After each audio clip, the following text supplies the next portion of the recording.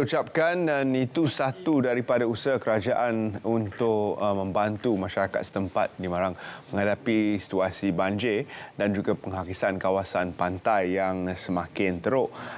Namun fenomena cuaca di luar dugaan kita semakin menjadi di seluruh dunia sebenarnya, dan bagaimana Malaysia bersiap sedia menghadapi perubahan cuaca akibat fenomena La Nina yang akan mempengaruhi keadaan cuaca.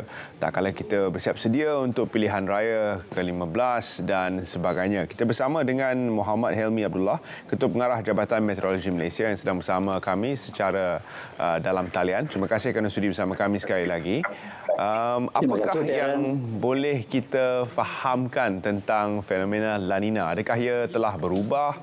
Adakah kita perlukan satu definisi baru tentang La Nina itu sendiri? Sebenarnya La Nina adalah satu fenomena semula jadilah yang telah berlaku sejak sekian lama, sejak berjuta-juta tahun dahulu, dan sekarang ni ianya mempengaruhi keadaan cuaca di seluruh dunia lah. Oleh kerana ini adalah tahun ketiga fenomena ini berlaku, dan 3 tahun berturut-turut, sejak 2020, 2021 sehingga sekarang 2022.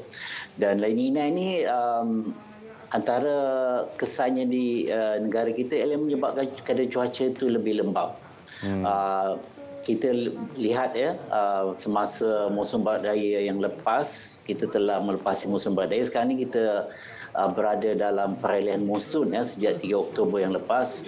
Kita boleh lihat keadaan cuacanya agak lembap, lebih lembap daripada biasa lah. Jadi ini adalah satu fenomena yang biasa lah, kerana ia menyebabkan keadaan cuaca yang lebih lembap itu memang mengikut kajian itu adalah kesannya ke atas negara kita. Itu juga kita jangka semasa musim timur laut yang insya-Allah dijangka bermula pada sekitar bulan November, sama ada minggu pertama ataupun minggu kedua bulan November ini, fenomena La Nina yang sederhana dijangka juga menyebabkan pertambahan keadaan hujan itulah, seperti juga yang berlaku pada tahun lepas. Jadi La Nina ni tak perlu definisi baru, cuma apa yang kita perlu faham ialah perubahan iklim. Perubahan iklim ni walaupun perubahan iklim ini tidak menyebabkan berlakunya kejadian cuaca. Sebenarnya kejadian cuaca masih berlaku disebabkan oleh fenomena-fenomena semula jadilah. Cuma perubahan iklim ini akan menyebabkan pertambahan kejadian cuaca ekstrim dan menyebabkan cuaca yang ekstrim yang berlaku tu akan meningkat.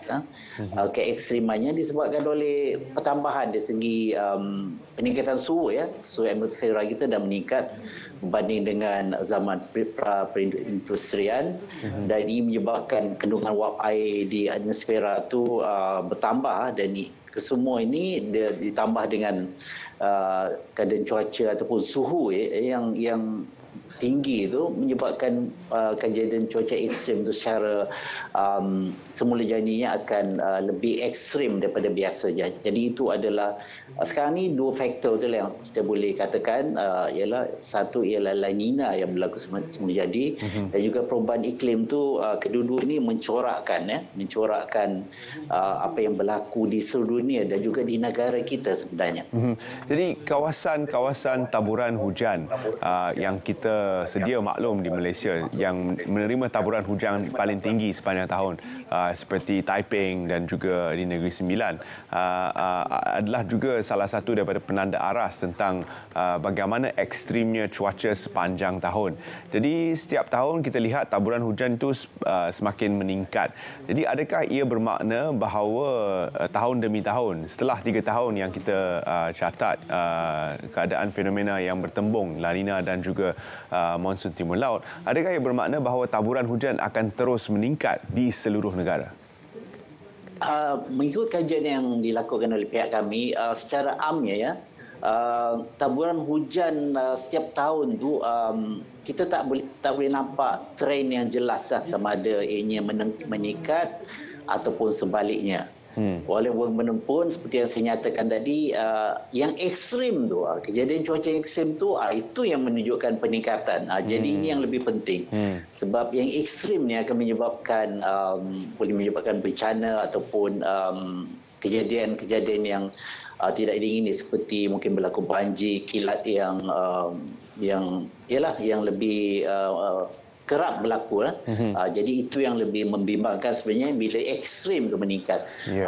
Dan juga kita jangkakan pada tahun ini, biarpun taburan hujan pada tahun ini, semasa musim timur laut tahun ini ada lebih kurang sama dengan apa yang berlaku pada tahun lepas, ini tidak bermakna kejadian banjir besar ataupun cuaca episod hujan lebat luar biasa yang berlaku pada tahun lepas tu akan berulang pada tahun ini. Itu kita tak boleh buat kaitan taburan hujan tahun ini lebih kurang sama dengan tahun lepas.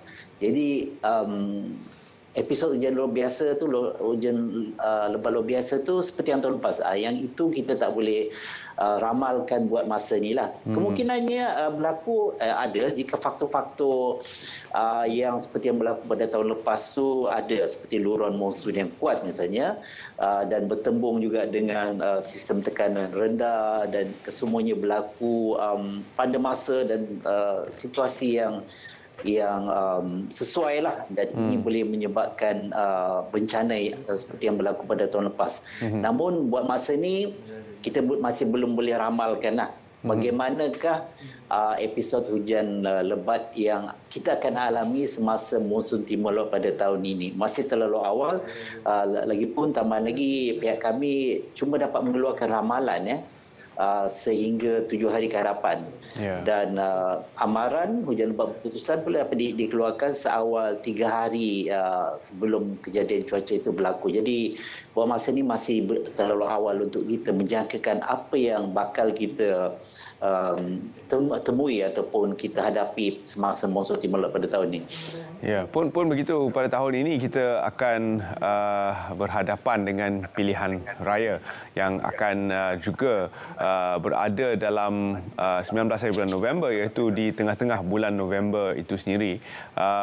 Adakah keadaan cuaca yang sama pada tahun lepas, fenomena-fenomena yang saling berkaitan ini berlaku serentak pada tarikh yang lebih kurang sama dengan bulan November yang kita jangka akan bukan sahaja akan kita berdepan dengan pilihan raya, namun isu-isu di mana akan ada kempen dan sebagainya di mana orang ramai akan keluar, maka mungkin kita perlukan sedikit pengimbasan semula kepada keadaan-keadaan cuaca pada tahun lalu untuk kita lebih bersiap sedia dan untuk membantu juga perancangan ketika musim pilihan raya itu tiba nanti.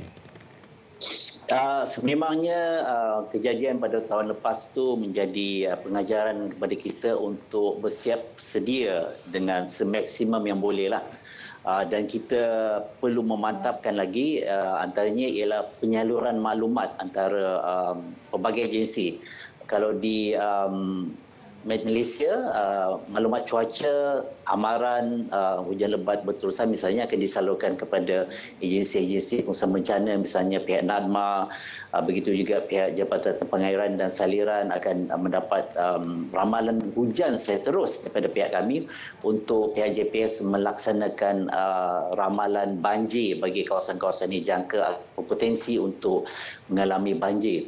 Jadi tidak semestinya yang tahun lepas tu akan berulang ataupun berlaku pada masa yang sama dengan pada tahun ini. Walaupun bagaimanapun, seperti saya nyatakan tadi, kita perlu buat persediaan semaksimum yang mungkin, sebab kita tak boleh menolak sembarang kemungkinan pun apa yang akan berlaku. Dan biasanya episod hujan lebat luar biasa ni kemuncaknya apabila kita perhatikan rekod-rekod yang lepas ialah sekitar bulan Disember sehingga ke bulan Januari lah, itu adalah kemuncaknya. Walau bagaimanapun bulan November juga boleh berlaku episod hujan lebat luar biasa, khususnya di negeri-negeri di pantai timur seperti Kelantan dan Terengganu lah, dan juga di Pahang. Biasanya episod hujan lebat ni akan mula mempengaruhi negeri-negeri di pantai timur terlebih dahulu seperti Kelantan dan Terengganu, sebelum ia akan mempengaruhi negeri seperti Pahang, Johor dan seterusnya, Sabah dan Sarawak pada Disember dan juga Januari pada tahun hadapan. Jadi itu adalah flow-nya ataupun peralihan ataupun corak taburan hujan kita jangkakan semasa musim timur laut ni. Jadi sebenarnya persediaan tu kami telah dilaksanakan lebih awal. Taklimat kepada pelbagai agensi pada peringkat daerah, peringkat negeri dan pusat telah dilaksanakan seawal pada bulan Ogos tahun ini lagi. Dan sekarang ni masih lagi berterusan ya pada pelbagai peringkat di seluruh negara kita lah. Jadi insya-Allah kita pada tahun ini kita akan memaklumkan keadaan situasi yang kita jangka berlaku, dan tambahan lagi kita juga ada mesyuarat dikenali sebagai task force menghadapi banjir ya, yang dipengurusikan oleh yang berbahagia Tan Sri KSN sendiri, yang dilaksanakan setiap 2 minggu. Jadi pihak kami juga sebagai ahli dalam task force tersebut bertujuan ataupun berperanan untuk memberikan maklumkan situasi keadaan cuaca yang berlaku dan dijangka akan berlaku. Terima kasih kita ucapkan kepada Ketua Pengarah Jabatan Meteorologi Malaysia kerana sudi bersama kami. Terima kasih Encik Muhammad Hilmi Abdullah kerana telah sudi untuk memberikan penerangan tentang keadaan cuaca di dalam negara. Dan harapan kami semoga anda, para penonton Selamat Pagi Malaysia, akan terus memberi perhatian kepada ramalan-ramalan yang akan dikeluarkan lebih hampir kepada pilihan raya 7 hari sebelum, seperti